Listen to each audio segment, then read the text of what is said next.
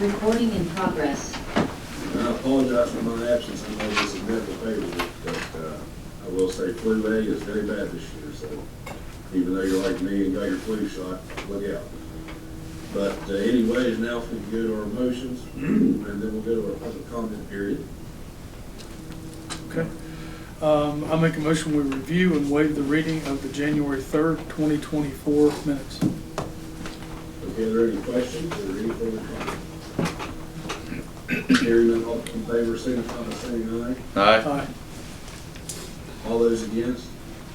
The motion does carry. Upon review of the exonerations as presented by the Nicholas County Assessor, move to approve accordingly. That motion is on the floor. Is there any discussion? Hearing none, all those in favor, signify by saying aye. Aye. Aye. And all those against? The motion does carry. Upon review of the estate and fiduciary matters as presented by the Nicholas County Clerk, move to approve accordingly unless otherwise noted. That motion's on the floor. Is there any discussion? Hearing none, all those in favor, signify by saying aye.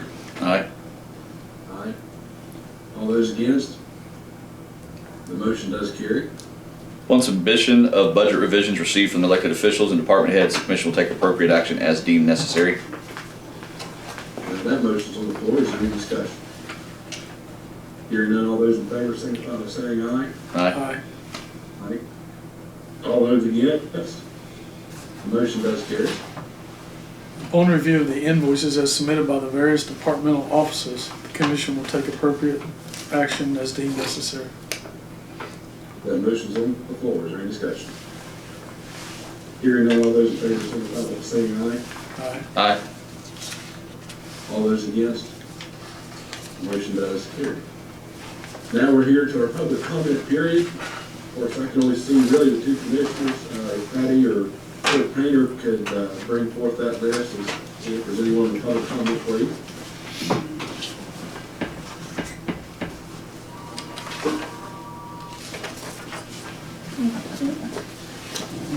No, we do not have anyone. There's no one for public comment. Nope. No. No. Okay. That being said, we'll go to, do we have our folks in the room yet for the estate matter? Yes. I believe this is the only one, and then the attorney will be appearing by phone on behalf of her client. We just called. Be just a second. Yes, everyone's here, except for that one on the phone.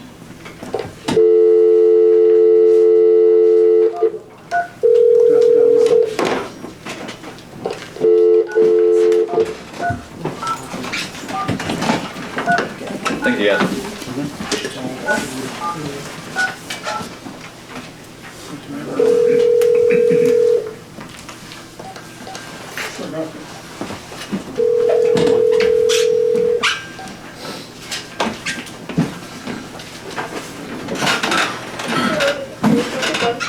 Hi, Mrs. Ferguson. This is Craig Chapman with the Nicholas County Commission, and I have you on speakerphone.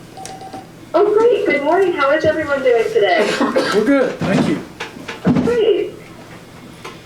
I'm glad to hear it. Okay, we're going to proceed now. Are you ready? I am ready, yes. Okay. Mrs. Brown is going to give us a rundown on what we're doing here. Okay, great. All right, on November 27th, 2023, our office received a letter from Haley Ferguson, attorney in the case in the matter of the probate for John Marshall Underwood. She asked that the list of distributees and fiduciaries to be amended and that 3 of the beneficiaries listed be removed from the estate. And I'm giving you a copy of her letter from yesterday, explaining their position.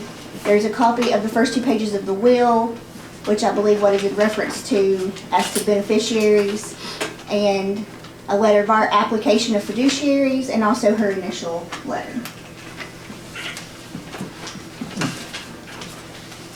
Yeah, just read her letter a minute ago. Okay. Here is the copy that you can approve. Is there anyone there at the meeting to discuss this other than legal counsel? Is that what you're here for? No. Yes. Yes, What is your name? Okay, John Marshall Underwood Jr. There's Mr. John Marshall Underwood Jr. here in the courtroom. Great, and I am so sorry. I am only barely able to hear the people who are speaking other than you called. It's kind of going in and out, so I hope I didn't miss too much. But John Marshall Underwood Jr. is here? Yes. Correct. Okay. All right. You don't swear him in, Garrett? yes, Mr. Underwood, if you raise your right hand, do you and each of you solemnly swear to tell the truth, the whole truth, and nothing but the truth, so help you God? Yes, I do. Okay, thank you. No, you're the administrator. And then Brandy's preference, if we want to have legal counsel speak first, or Mr. Underwood. She should go first. Yes, she's counsel for Miss Dennison, whom is the executrix of the estate. Mrs. Ferguson, if you want to go ahead and start. I absolutely will. So, as you guys know, my name is Haley Ferguson. I am here on behalf of Melissa Dennison. I represent her in the capacity as executrix of the estate of John Marshall Underwood. So I'm trying to represent the estate. And so we are here just to respectfully request that the Nicholas County Commission amend the original list of distributors and legatees that was provided to the Nicholas County Clerk when Melissa was being appointed. We were contacted by Melissa kind of towards the end of the administration to help her kind of wrap some of the final tasks up, as well as to help her close the estate.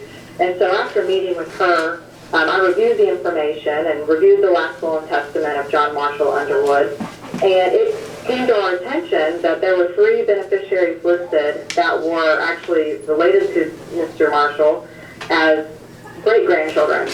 And when we looked at the last will and testament and the language in that document, it provides specifically for the grandchildren and his children.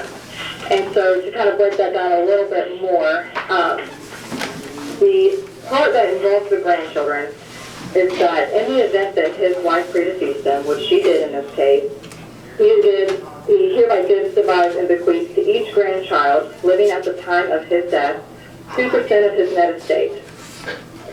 And at a later part of the document, he identifies who is named his children in this will. And his children are named as Melissa Dennison, John Marshall Underwood Jr., Bobby Joe Underwood, Katie Underwood, and Adam Eugene Underwood. And so while we don't have a specific list as to who he identifies as his grandchildren under this will, by definition of grandchildren, that would include the children of John Marshall Underwood's children, which he did name. And when we started looking into it, the 3 beneficiaries, specifically Tyler Tomlin, Joda Tomlin, and Kyla Tomlin, are actually the children of Michaela Underwood, who is a grandchild, which would make them great-grandchildren. And so after reviewing this language, we thought that we needed to contact the Nicholas County Clerk to amend that list of beneficiaries to remove those 3 that were listed as great-grandchildren and to keep the rest the same. So that is primarily why we're here today, but I would like to present another request to the Nicholas County Commission if I can, because after further review of the will, it also provides that any beneficiary who is under the age of 30 their share is to be held in trust until they reach age 30, and the trustee named in that document is also Melissa Dennison. And so I would like to change the contact person for the beneficiaries who are all under the age of 30 to be Melissa as trustee on their behalf. And so that would specifically include all but one of the grandchildren, but to name them, that would include Emily Dennison, Christian Dennison, Megan Giberson, Michaela Underwood, Carly Underwood, Trevor Underwood, and Jackson Underwood.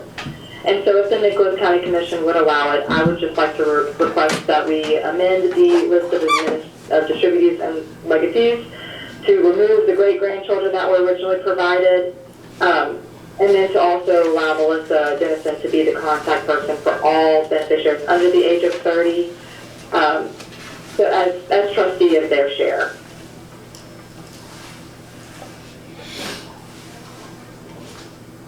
And that is all I have for you today. But I do want to request, I had a little trouble hearing the other people in the room. So other people who were speaking, it was kind of going in and out. So if Mr. Marshall wants to, have his say, maybe if he can speak a little closer to the phone. I'm not sure how to best solve that problem, but I would like to be able to hear him clearly as well. Sure, he hasn't spoken yet. Okay, great, thank you. Okay. Do you want I don't have no objections to that. to any of what she says? No. Did you hear that? No, I'm so sorry. He said he has no objections to anything you said. Oh, great, thank you. That is what the will says.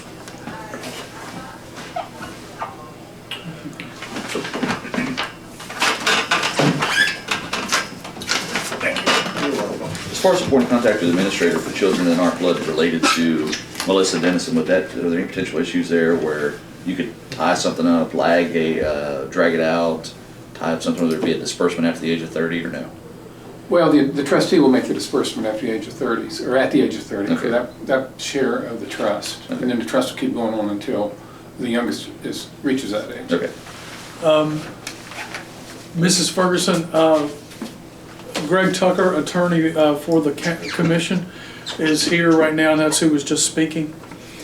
I have a question, Greg. In this right here, what exactly does that mean? Well, And what exactly does it mean when it says descendants by whatever degree? Wouldn't that cover your great-grandchildren? it potentially could, and it may result in a declaratory action with circuit court. I tend to agree with what she's saying, but it depends on what the intent of the testator, the decedent, is. And that language does cause pause, to be honest with you. I don't know why that was included there. When was this will made up? In 22?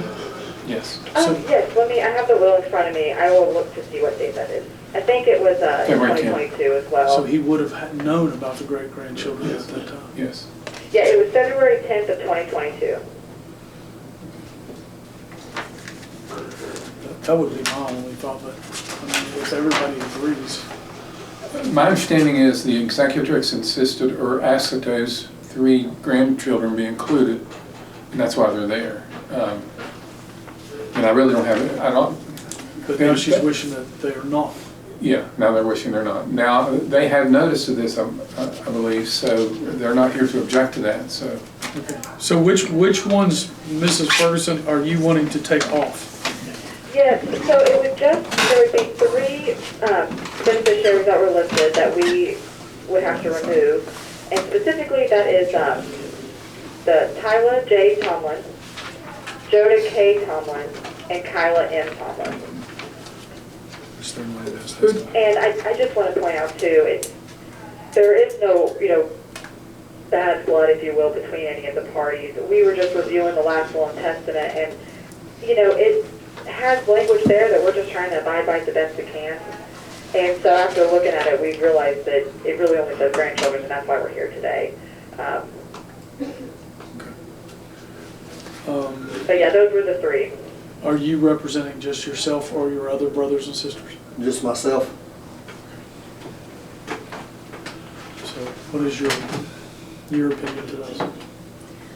Whatever you all decide, I think is fine. I just can't take beneficiaries' names off of an estate. At will. Without some sort of decision where I would have documentation to show a decision was made as to why they were removed. My question would be, did these 3 great-grandchildren receive notice of this hearing and know that there's a potential that they be removed as potential beneficiaries? Did you hear that, ma'am? I did not, I'm so sorry. Mr. Tucker has asked, do you know if these 3 great-grandchildren or their Parent, guardian. parent guardian was notified of this to remove them from? Or did they even know they were on it to begin with? I do believe that they knew that they were on it, because the mother of the 3 children she's also a beneficiary, and she's going to remain one.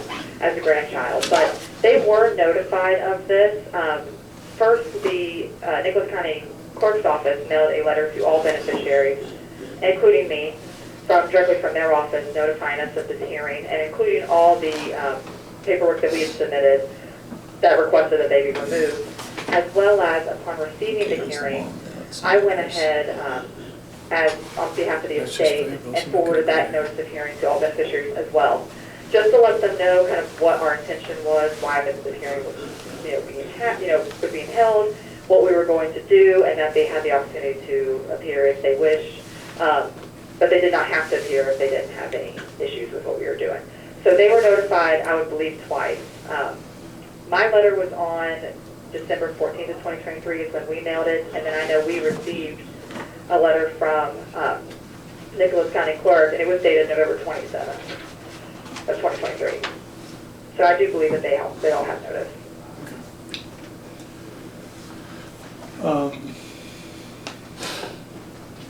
Should we put any kind of a timeline on anything? Or just If they had noticed and they had the right to be here, they're not here, so you can, they didn't object.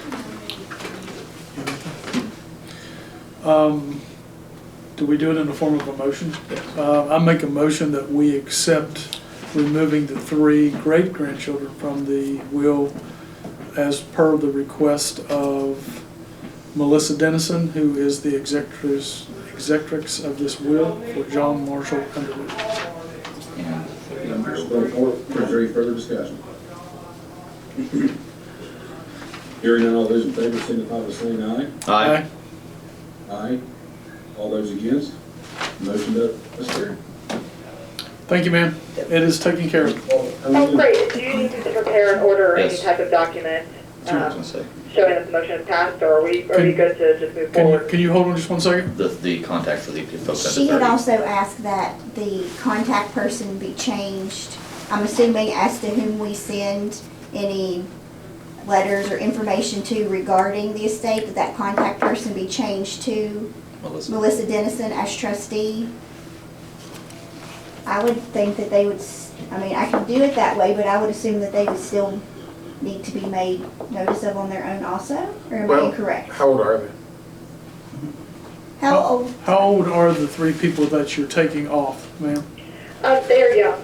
So they are, I believe all 3 are under the age of 5. So here I have the list of everyone's age here. So Tyla is 3, Joda is 1, and Kyla is 2. And who would be the beneficiaries of the trust? How old are they?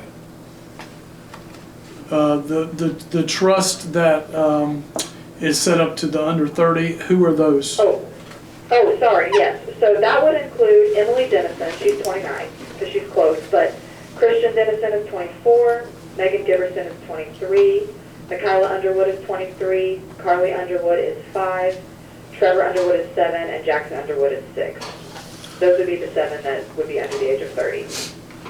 So when she does an order, if she'll send a copy of the order, she's going to do an order that changes the contact person for the trust. So if she'll send that to the beneficiaries of the trust or the guardians of the beneficiaries of the trust, I think that would suffice. And then we could change it, just so they have notice of what's going on. Did you hear that? I think I heard part of it, that I heard Don James, she was trying to put something on notice. Well, if you're going to do an order that accomplishes what you asked the commission to do today, including changing the contact for the trust and those beneficiaries, what we're asking is that you send a copy of the order to the beneficiaries of the trust or to their parent or guardian, so that they have notice of why they're not going to be receiving future correspondence. Okay.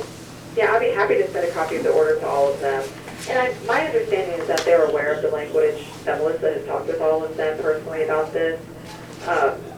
So I don't believe anyone has any objections, but we just thought it would be best to change it with the Nicholas County Clerk, because it would help us be able to close this estate a little more efficiently. Sure. Melissa's the one who's in charge of that assets anyways. But to this point, they've been receiving correspondence from the county commission, and it's going to stop. So we want them to have some understanding of why that is occurring. Absolutely. I'd be happy to, I'm more than happy to send a copy of that order to everybody. Thank you. All right. Thank you, ma'am. We'll just be looking forward to your order. All right, thank you so much. You guys have a great rest of your day. You too. I appreciate your help. Thanks. Garrett? That being Master. said, we have Earl Douglas representing I'll us bring at it to you. People's Place, with my understanding that agenda item has been canceled. Yes. Is there anything else on the agenda? Cassie's supposed to be here. At 9:30. So, what I'm gonna do, oh, okay. I'll text her, I sent her the link, and I will text her to join.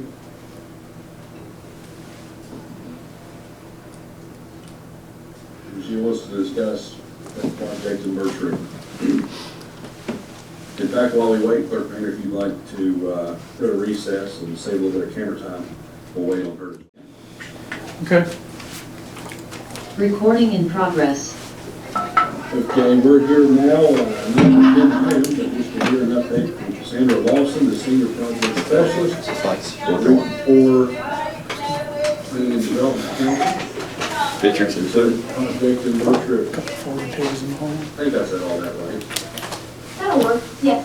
So what we have for your consideration today is just a really basic letter of support for the Bossman Ridge Sugar Tree Ridge Road project.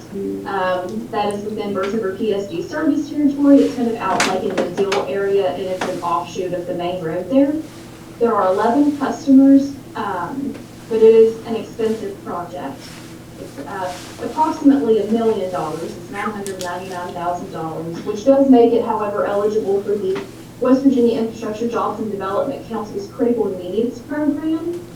So the PSD has submitted an application. It will be considered by the IJDC's Technical Review Committee on Tuesday of next week, the 22nd. And so the PSD is just reaching out for a real basic letter of support from the commission, not asking for any monetary commitment or anything like that. They've just been advised that they should try to garner all of the local support possible. If you do get the grant, the emergency grant, isn't there a match to that? This program does not require a match.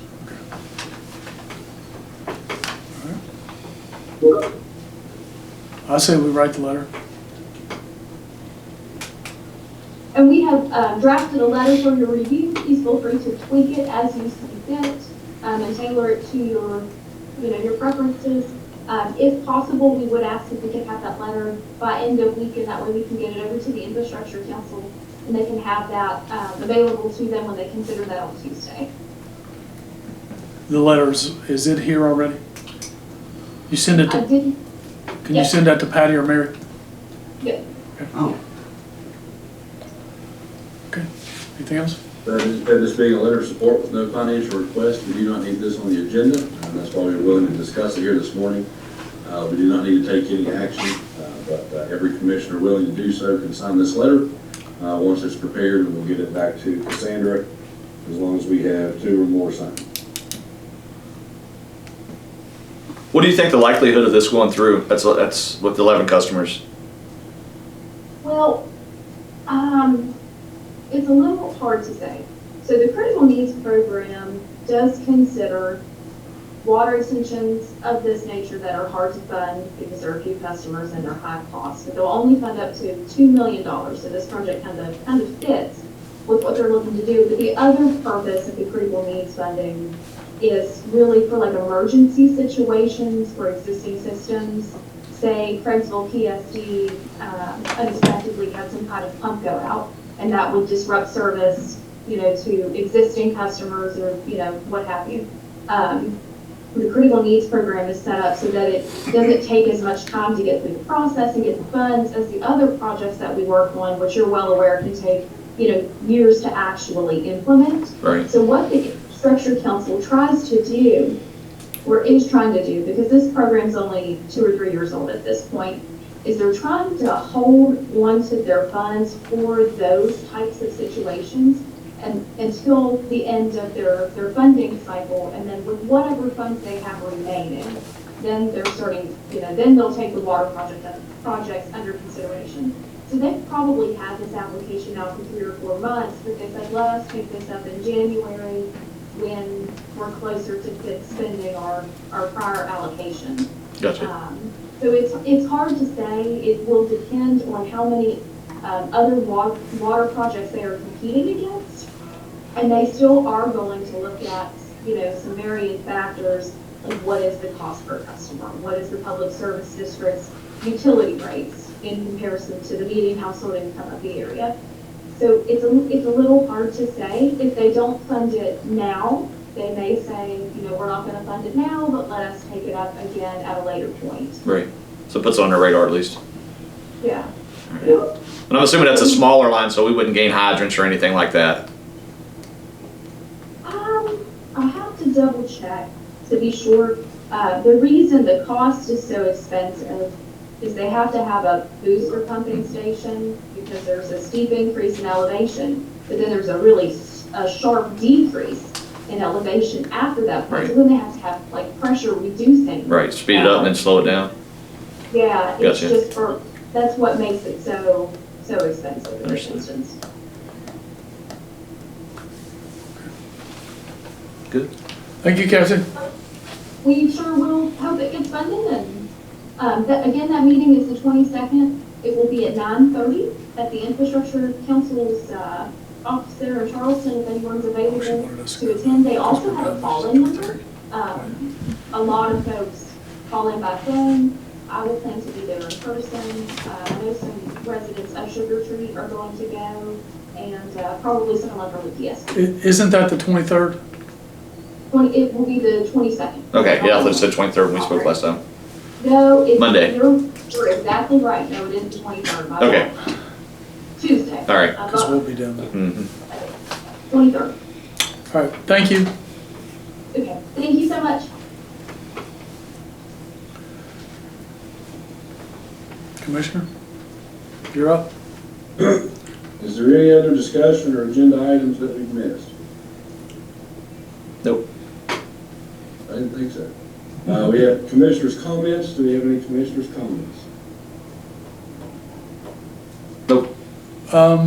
Just the fact that we have warming shelters set up. Garrett, do you have a list of those by any chance? Yes, that's a very good point. These are on call as needed. You can call 304-872-4911. They can get you in contact with each of these. They include Summersville Fire Department, Kessler Crosslanes Fire Department, St. Luke's Methodist Church, and I believe they're working with Craigsville Volunteer Fire Department in Craigsville, and Bethel Church in Kessler's Crosslanes. And Grace, is Grace? Yeah, that says it here too. And Grace Church in Persinger. We need to see if they want to be put on the Homeland list, but yeah, they Okay. offered their facilities also.